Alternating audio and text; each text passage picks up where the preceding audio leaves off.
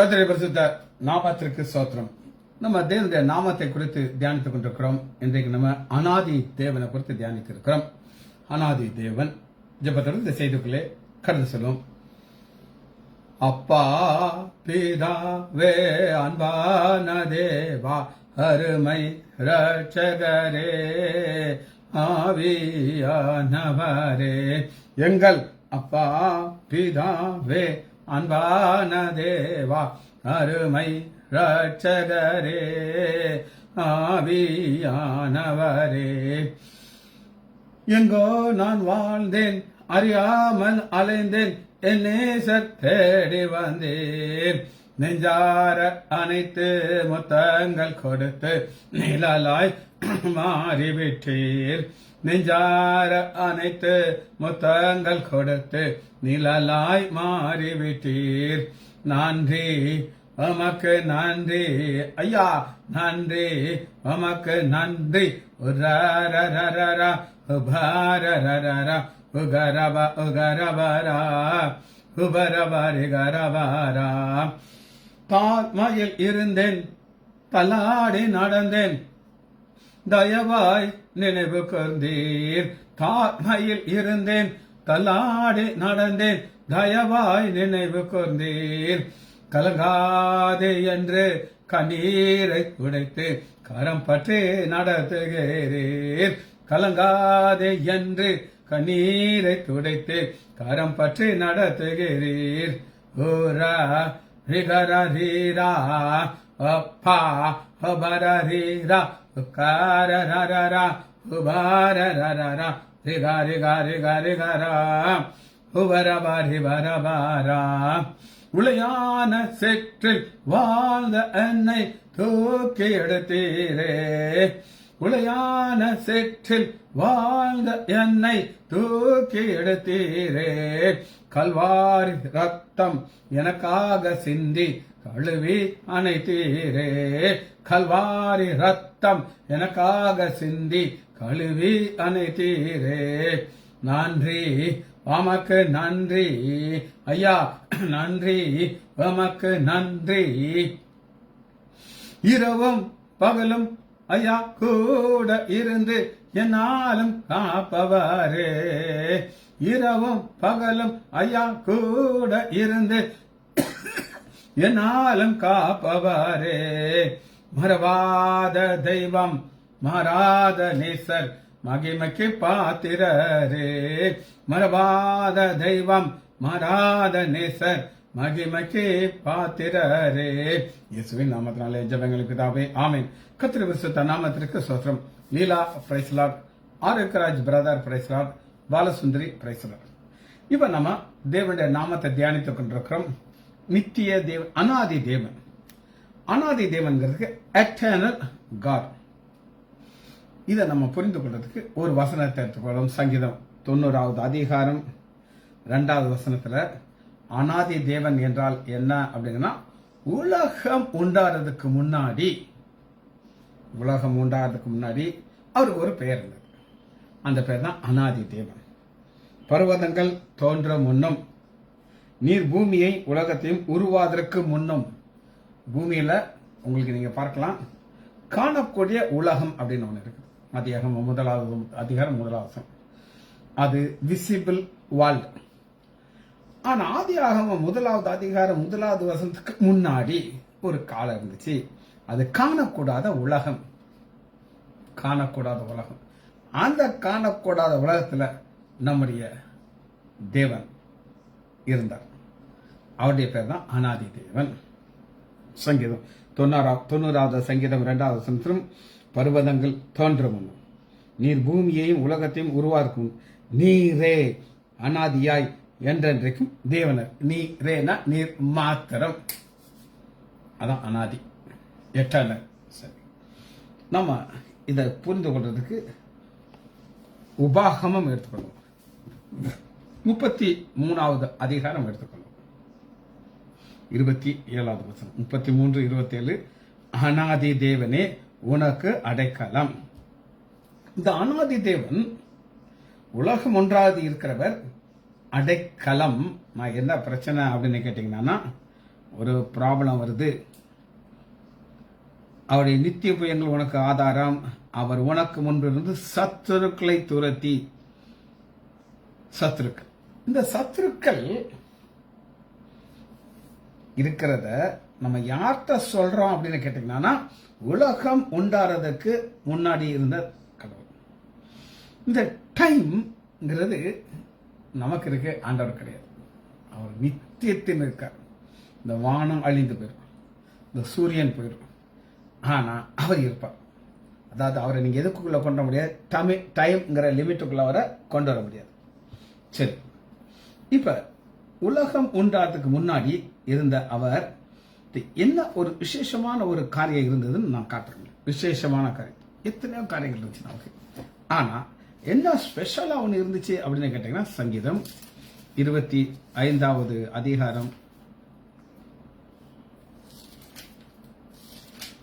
சங்கீதம் 25:6.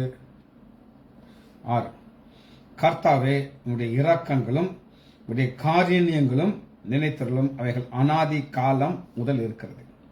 இரக்கம் காரணியம். இரக்கம் காரணியங்கிறது என்ன அப்படின்னு நீங்க கேட்டீங்கன்னா, இதையும் ஆண்டவர் உலகத்துக்கு முன்னாடி உண்டாக்கி வச்சுட்டார்.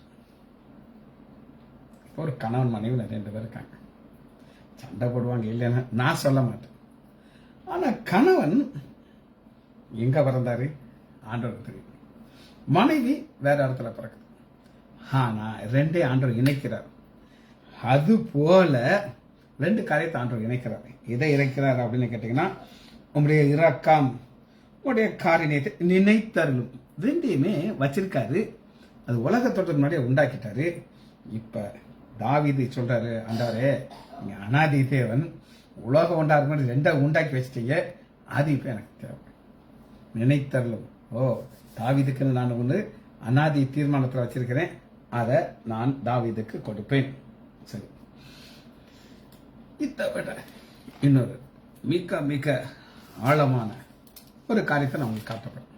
எரேமியா 31வது அதிகாரம். எரேமியா 31வது அதிகாரம்,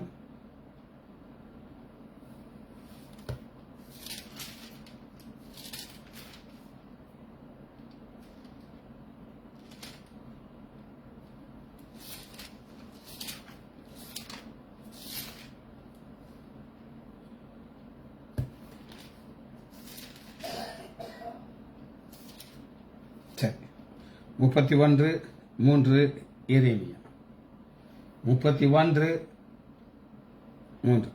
பூர்வ காலம் முதல் கர்த்தனுக்கு தரிசனையானார் என்பாய். ஆம், அனாதி சிநேகிதத்தால் உன்னை சிநேகித்தேன், ஆதலால் காரணியத்தால் உன்னை இழைத்துக் கொண்டேன். இது என்னென்ற நான் உங்களுக்கு விளக்கப்படுத்துகிறேன். சரி, சிநேகிதம், அன்பு எல்லாமே உறவுகளில் நிறைய நேரம் நம்ம வாழ்க்கையில் வரும். நீங்கள் ஒருத்தரை நேசிப்பீங்க, அப்புறம் ஒரு பிரச்சனை வந்துடும், அந்த அன்பு அப்படியே போயிடும். இப்போ இங்கே எத்தனையோ பேரை நான் உதாரணம் சொல்ல முடியும். ஆனால் ஒருத்தர் என்னோட கூட இருந்தார், பலர் என்னை விட்டு போயிட்டாங்க. நான் ஒரு ஆளை சொல்ல மாட்டேன், ஒருத்தரை நான் இப்போ உங்களுக்கு ஞாபகப்படுத்தேன். உங்கள் எல்லாருக்கும் தெரிஞ்சவர் கதிரேசன் பிரதர்.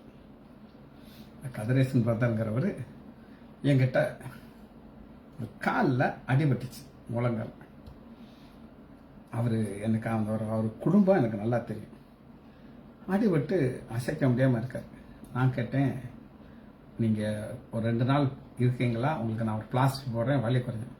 அவர் சொல்கிறாரு, எனக்கு நீங்கள் ஒரு பைபிள் கொடுத்தா நான் எவ்வளோ நாள் உங்கள் கூட இருப்பேன் அப்படின்னாரு. எனக்கு தலை சுற்றிடுச்சு. என்னையா ஒரு பக்கா ஹிந்து கேட்குறாருன்ட்டு பார்த்தா ரட்சிக்கப்பட்டு ஹைதராபாத்தில் ஒரு சபைக்கு போயிட்டுருக்காரு. அவர்கிட்ட நான் உட்காந்து இந்த வசனத்துக்கு என்ன விளக்கம்னு கேட்டேன். விளக்கமா அப்படின்னா என்ன அப்படின்னு கேட்டேன். நான் அந்த வசனத்துக்கு விளக்கத்தை சொல்ல சொல்ல அப்படி அவருக்கு ஒரு சந்தோஷம். அதை மற்றவர்களுக்கெல்லாம் அதை சொல்ல ஆரம்பிச்சார். நான் என்கிட்ட கேட்டது மற்றவங்களுக்கு சொல்லுவேன். ஏற்கனவே 1.5 வருஷம் என் கூட இருந்தார்.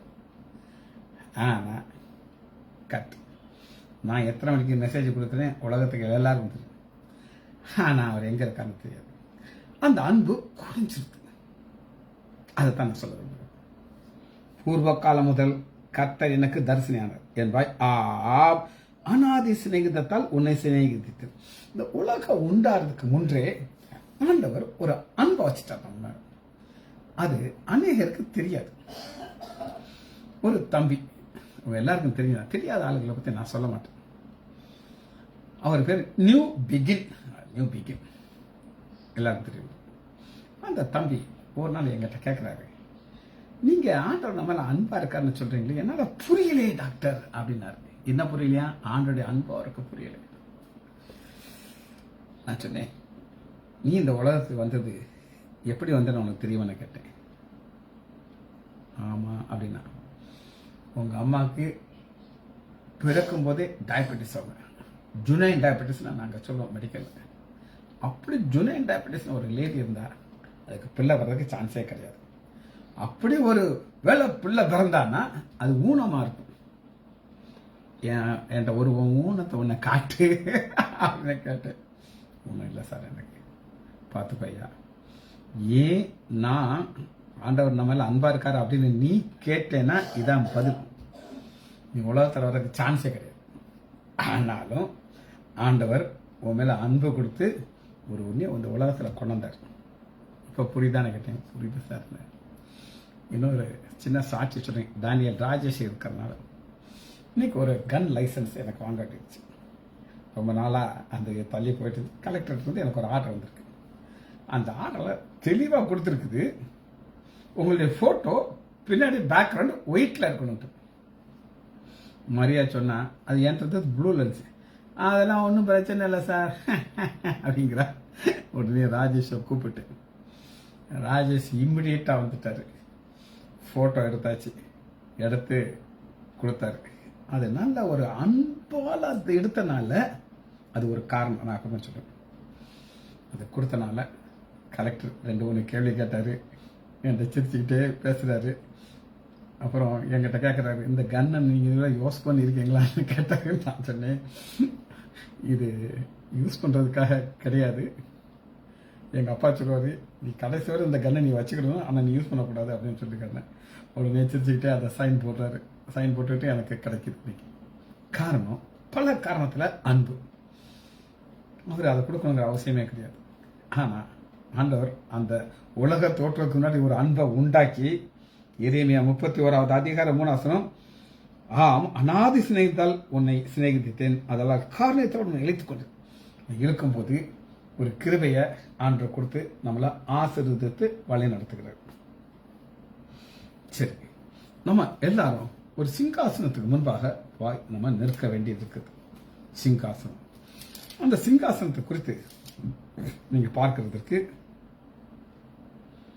சங்கீதம் 93வது அதிகாரம் 2வது வசனம், உமது சிங்காசனம் பூர்வ முதல் உறுதியானது, இது அனாதியா இருக்குது.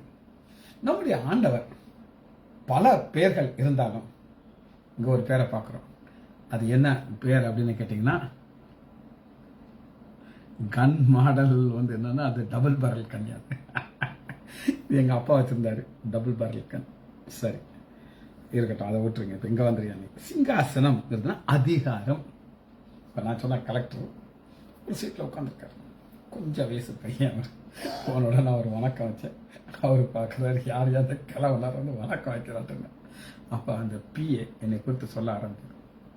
இவர் ஒரு சீனியர் டாக்டர், இதே ஹாஸ்பிட்டல் வச்சிருக்கிறாங்க, ஒரு நல்லபடியாக ப்ராக்டிஸ் பண்ணுறாங்க. உடனே 2 கேள்வியை கேட்குறாரு, சைன் பண்ணிட்டு அனுப்பிட்டார். காரணம், இந்த சிங்காசனம், அந்த சிங்காசனத்தில் அனாதி சிங்காசனம் இருக்கிறவர் இந்த கலெக்டருங்க சிங்காசனத்திற்கு ஆர்டர் கொடுக்கிறார். அந்த அன்பை கொடுக்கிறார், கொடுத்து கையெழுத்து போட வைக்கிறார். இது உலகத்தில் யாராலையும் செய்ய முடியாத ஒரு காரியம், சிங்காசனம்.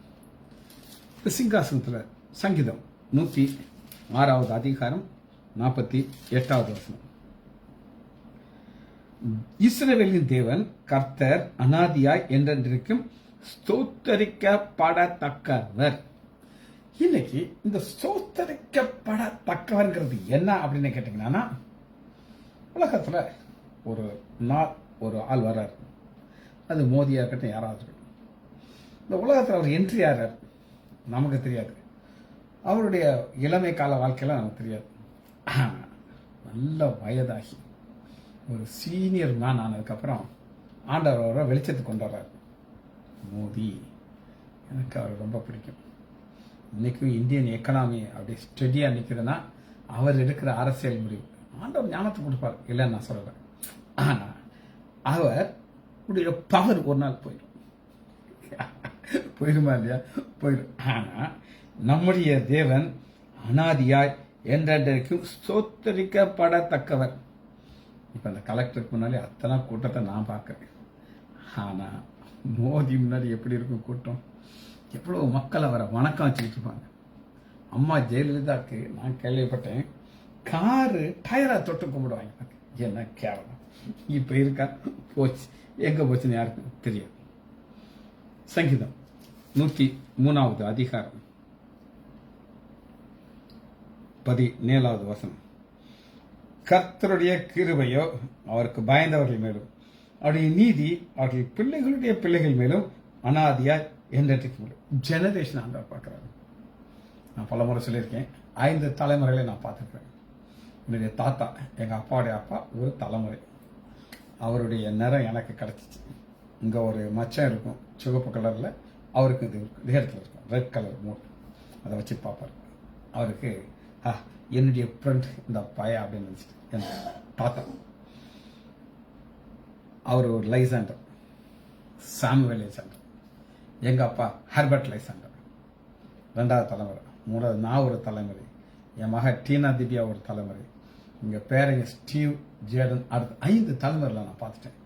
ஆண்டவர் ஒரு தலைமுறையிலிருந்து அடுத்த தலைமுறையை உயர்த்துகிறார், அடுத்த தலைமுறை இன்னும் உயர்த்துகிறார். இப்படி என்ன செய்யறாரு? உயர்த்தி உயர்த்தி உயர்த்தி கர்த்தருடைய கிருபை. எத்தனை பேர் பிள்ளை இல்லாம இருக்காங்க தெரியுமாங்க? எத்தனையோ பிள்ளை. ஆனா ஆண்டவர் அந்த சந்ததியை பார்க்கிறாரு. காரணம், அவருடைய பிள்ளைகள் மேல் அனாதியாய் என்றென்றைக்கும். இது நித்தியமான ஒரு கிருபை. சரி, இப்ப நம்முடைய தேவன் இந்த வசனத்துல எப்படி பார்க்க போறோம் அப்படின்னு கேட்டீங்கன்னா,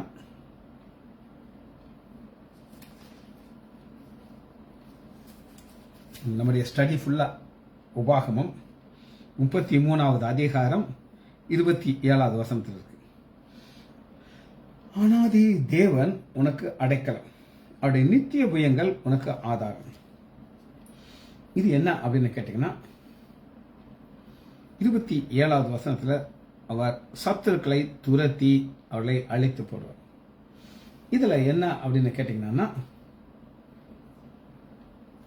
சத்துரு பிசாசு இவனுக்கு ஆண்டு நம்மள உன்னதத்துல வச்சிருக்காரு.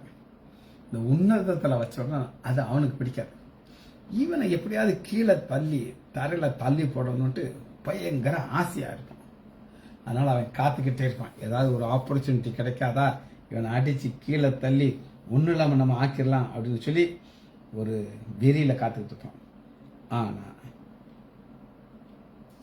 33வது அதிகாரம் முதல் வசனத்தை நான் உங்களுக்கு வாசிக்கிறேன். உபாகமம் 33:1. இதை நான் சொன்னா தான் உங்களுக்கு நான் சொல்ற மெசேஜ் புரியும். தேவனுடைய மனுஷனாகிய மோசே மரணம் அடையும் பொண்ணே இஸ்ரேல் புத்திரரை ஆசீர்வதித்த ஆசீர்வாதங்கள். அந்த ஆசீர்வதித்த ஆசீர்வாதங்கள் எத்தனையோ ஆசீர்வாதங்கள் இருக்கு, வரிசை நீங்க வாசிச்சீங்கன்னா. ஆனா இதை முடிக்கும் போது அனாதி தேவனுடைய அடைக்கலத்தை கட்டுறாரு, நித்திய போயத்தை கட்டுறாரு. இப்ப இன்னைக்கு ஒரு பிரச்சனை வரும் நமக்கு தெரியாது. சாத்தான் எவனை விழுங்கலாமோ என்று வகை தேடி சுற்றி திகிற பிசாசு மாதிரி இருக்கான். ஒரு சின்ன தவறு நீங்க செய்யுங்க, அதை பெருசாக்கி உங்களை ஒன்றும் இல்லாம ஆக்கணும். அதுக்காகத்தான் ஒரு பக்கத்தை பிசாசை காமிச்சிட்டு ஆண்டவர் நம்மளை எப்படி உயர்த்த விரும்புகிறார் அப்படின்னு கேட்டீங்கன்னா, ஒரு பக்கம் சாத்தான் நம்மளை கீழே தள்ள பார்ப்பான். ஆனா எடுத்துக்கோமா அபகுக் பக்கம் 10:8-6. அபகுக் 3வது அதிகாரத்துல கடைசியில் முடியும் போது பாருங்க 19. ஆண்டவராய கர்த்தர் என் பலன், அவரின் கால்களை மான் கால்கள் ஆக்கி உயரமான ஸ்தலங்களில் நடக்க பண்ணுவார். உயரமான ஸ்தலங்கிறது இப்ப நான் உங்களுக்கு டீச் பண்ணிட்டு இருக்கேன். என்னை குறித்து ஒவ்வொரு நாளும் உங்களுக்கு ஒரு நியூஸ் வந்துகிட்டே இருக்கும்.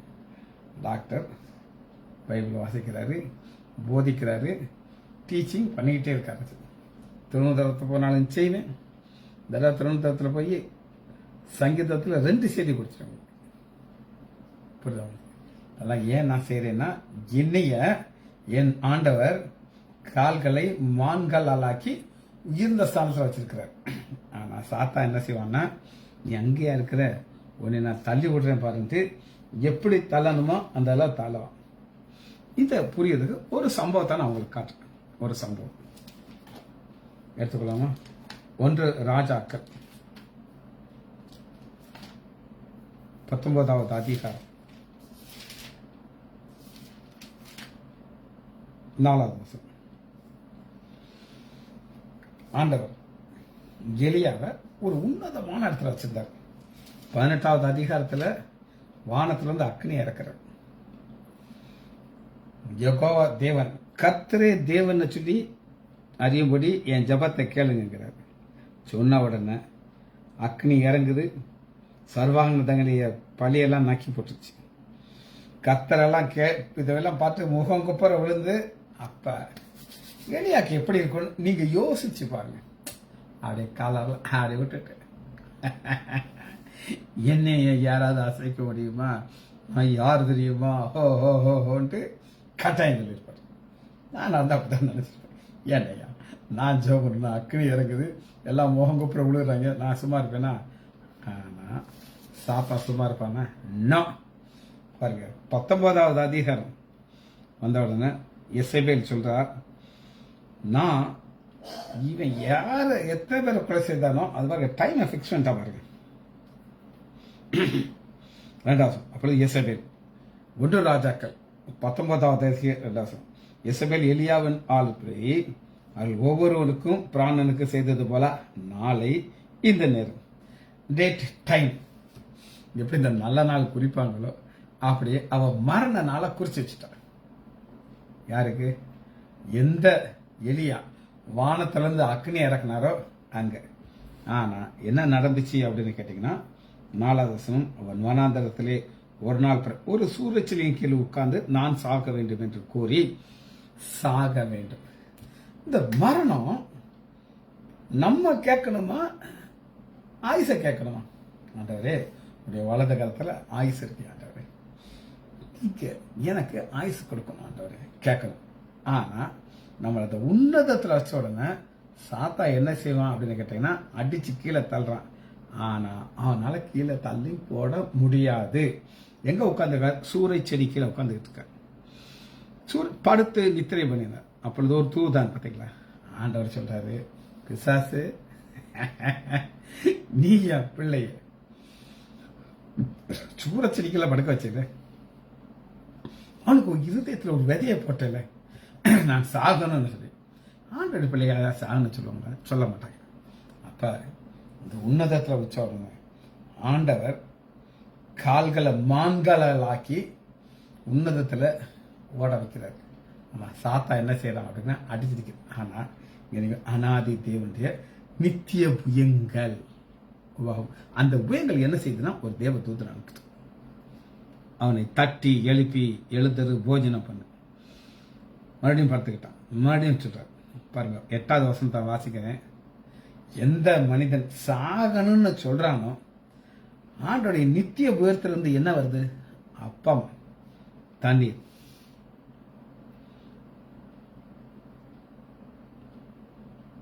எழுந்திருந்து புசைத்து கொடுத்த அந்த போஜனத்தின் பலத்தினாலே 40 நாள் இரவும் பகலும் ஓரேபு தேவபர் நடந்து போனார். பாத்தீங்களா, ஆண்டவர் ஆசீர்வாதத்துல பலன், இந்த பலன் மட்டும் இருந்தா போதும், எதுவுமே நமக்கு தேவை இல்லை. சரி, ஆண்டுடைய எதிர்பார்ப்பு அப்படின்னு ஒன்று இருக்குதுங்க. அது என்ன அப்படின்னு நம்ம பார்க்க போறோம். எபேசியர்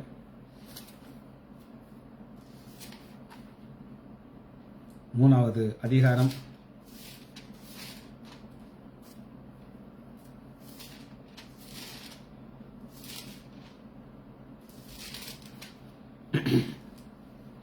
2வது அதிகாரம் 7வது வசனம். இதுதான் ஆண்டவர் நம்ம மேல வச்சிருக்கிற ஒரு நம்பிக்கை. வாசிப்போமா? எபேசியர் 2:7, கிறிஸ்து இயேசுக்குள் நம்மை அவரோடு கூட எழுப்பி உன்னதங்களிலே அவரோடு கூட உட்காரவும் செய்தார். உன்னதத்திலே அவரோடு கூட உட்கார்ந்து செய்வோம். அதெல்லாம் உங்களுக்கு புரியுறதுக்கு சில காரியங்கள் சொல்ல. இது என்னுடைய பெருமைனா தயவு செய்து நீங்கள் நினைச்சாரு. ஒரு நாள் என் தம்பி என்ன பேசிட்டு இருக்கும்போது கேட்குறான், டேய் எப்படிடா இத்தனை செய்தி ஒரு நாளை கொடுக்க முடியுது?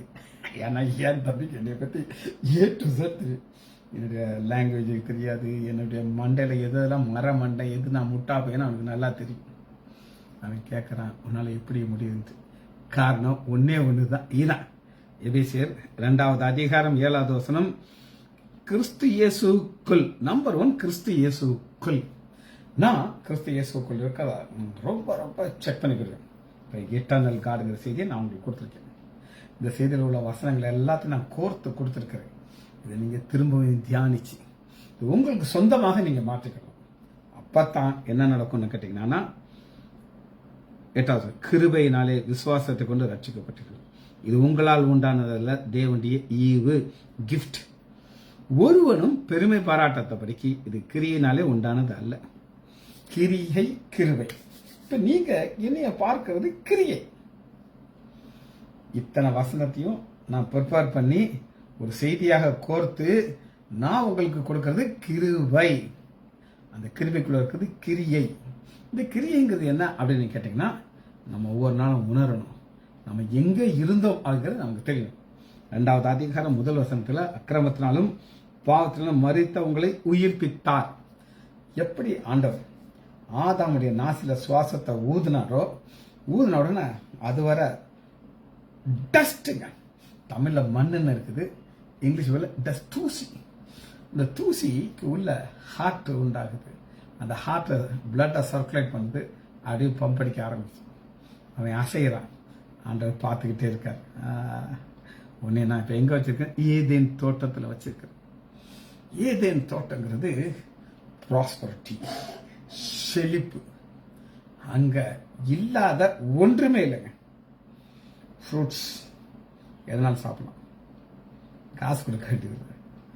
ஆனா அங்க ஆண்டவர் உறவை பார்க்கறது. இப்ப பாருங்க, உன்னதத்துல வச்சுட்டாரு. இப்ப ஆண்டவர் ஒன்னு சாத்தான் விழுகும் போது அவர் நீ என்னைய பார்க்கறேன்னு பார்ப்பார். இதாங்க முக்கியம். அப்ப ஆதாம் தோட்டத்தை வச்சிட்டாரு. மழை பெய்யல. மழை பெய்யலைன்னா ஆட்டோமேட்டிக்கா பனி வந்து செடிகள்லாம் வளர்ந்துகிட்டே இருக்கு. இப்ப உறவு, ரிலேஷன்ஷிப். ஆண்டவர் ஒரு பக்கம் இருக்காரு, ஆதாம் ஒரு பக்கம் இருக்காரு. இந்த உறவை டெஸ்ட் பண்றாரு. டெஸ்ட் பண்றதுக்கு ஏவாளை கொண்டு வந்துட்டார். ஏவாளுங்கிற ஒரு பெண்ணை எதுக்காக கொண்டாடுறாரு? டெஸ்ட். ஆண்டவர் ஒரு காரியத்தை சொல்றாரு, இதை புசிக்காத. ஆனா அம்மா வாங்கி சாப்பிட்டு புசிச்சுட்டு ஆதாமுக்கு கொடுக்கறா, நீ சாப்பிட மச்சான். அவரும் சாப்பிட்டு முடிச்சிருச்சு. இப்ப ஏதேன்கிற ஒரு தோட்டத்தில் உள்ள ஆசீர்வாதம் இவரை விட்டு போயிடுச்சு. அவர் அங்கிருந்து துரத்தி விட்டார். அதுபோல இங்க 2வது அதிகாரம் 1 வசனத்துல உங்களை உயிர்ப்பித்தார். உயிர்ப்பித்து 4வது வசனத்தை வாசிக்கிறேன். தேவனோ இரக்கத்தில் ஐஸ்வர்யம் உள்ளவராய் நம்மளுக்கு அன்பு கூர்ந்த தம்முடைய மிகுந்த அன்பு. இந்த அன்பு நான் உங்களுக்கு ஏற்கனவே காட்டுகிறேன். இது உலக தோற்றத்துக்கு முன்னாடி உள்ள அன்பு. இந்த அன்பு இல்லைன்னா நீங்க என்னைய பார்த்திருக்க முடியாது. என்னைக்கோ மறித்து போயிருப்பேன். என்னுடைய பிரெயினை ஆண்டவர் பர்ஃபெக்டா வச்சிருக்காரு. தொடர்ந்து ஓட கிருபை பாராட்டு. கிறிஸ்து இயேசுக்குள்ளே உயிர்ப்பித்தார், கிருபையினாலே ரட்சிக்கப்பட்டீர்கள். 6வது, கிறிஸ்து இயேசுக்குள் அவர் நம்மிடத்தில் வைத்த தயவு. இந்த தயவுங்கிறது என்ன அப்படின்னு நீங்க கேட்டீங்கன்னா, நம்ம ஒன்று கேட்போம், தயவு செய்து இதை செய்யுங்க. இன்னைக்கு அந்த கலெக்டர் முன்னாடி நிற்கிறேன். என்னுடைய மனது, என்னுடைய கண்கள் எல்லாம் எப்படி இருக்குன்னா, சார் தயவு செய்து எனக்கு நீங்க கையெழுத்து போட்டு கொடுத்துருவீங்களா, ரிஜெக்ஷன் போடாம. அந்த தயவு நான் ஒரு மனிதன்றது எதிர்பார்க்கணும். கேட்க மாட்டேன், ஜோமனிட்டு தான் போனேன். நான் எப்படி ஜோமன் அதே நான் சொல்லிடுறேன். ஆண்டவரே உமக்கு இது சித்தமா இருந்தால் கலெக்டர் எனக்கு இந்த சைட் கொடுப்பாரு. ஆனா இல்லப்பா, உனக்கு இந்த டபுள் பேரலாம் தேவையில்லை, நீ நானே உனக்கு கோட்டையா இருக்கு, உனக்கு என்னத்துக்கு கன் அப்படின்னு கேட்டிருந்தானா, ஆண்டவரே நீங்க ரிஜெக்ட் பண்ண வச்சிருங்க, அதை நான் சந்தோஷமா ஏற்றுக்குவேன் அப்படின்னு சொல்லி ஜோமனிட்டு தான் போனேன். ஆனா ஆண்டோடைய பிளான் என்ன, உனக்கு ஆசை கேட்ட உனக்கு நான் சாங்ஷன் பண்ணி கொடுத்தேன். அதைத்தாங்க நம்ம பார்க்குறோம். இந்த தயவுனாலே தம்முடைய கிருபையின் மகா மேன்மையான வருங்காலங்களில் எதிர்காலம் நம்முடைய வாழ்க்கை எப்ப ஆரம்பிக்கும் அப்படின்னு கேட்டீங்கன்னா கல்லறையில இருந்து ஆரம்பிக்கும். தாயின் கர்ப்பத்துல இருந்து ஆரம்பிக்குது. எப்ப ரட்சிக்கப்படுகிறோமோ அன்னைக்கு தான் ஃப்ரெஷ்ஷா ஆரம்பிக்கிறாரு, கொண்டு போறாரு. வசனத்தை மட்டும் வாசி நம்ம இதை முடிக்க போகிறோம். வசனத்தை எங்க இருந்து ஆரம்பிச்சோம் அப்படின்னு கேட்டீங்கன்னா உபாகமம் 33வது அதிகாரம் 27வது வசனம். அநாதி தேவனே உனக்கு அடைக்கலம். அடைக்கலம் எதுக்காக இந்த அடைக்கலம்ங்கிற ஒரு வார்த்தை இங்க போடுறாரு அப்படின்னு கேட்டீங்கன்னா, அவர் உனக்கு முன்பாக இருந்த சத்துருக்களை துரத்தி அவர்களை அழித்து போடுவார் என்று கட்டளை. இந்த கட்டளையை அந்த உலக தோற்றத்துக்கு முன்னாடியே உண்டாக்கிட்டார். ஜெபிச்சு படிப்போமா? மகா இரக்கமும் கருணையுள்ள பிதாவே, உம்மை துதிக்கிறேன் ஐயா. நன்றி உள்ள இருதயத்தோடு உங்களுடைய திருசாமிக்கிறோம் ஐயா. இந்த அநாதி கிருபைகளை குறித்து நாங்கள் பல வசங்களை தியானித்தோம் ஐயா. தினமும் எங்களுக்கு ஏற்ற கிருபையை எங்களுக்கு தர வேண்டும் அப்பா. பிள்ளைகள் ஒவ்வொருவரையும் நான் ஆண்டவராக இயேசு கிறிஸ்துவின் நாமத்தினாலே ஆசீர்வதிக்கிறேன். இயேசுவின் நாமத்தினால் ஜெபங்களை பிதாவே. ஆமேன், ஆமேன், ஆமேன்.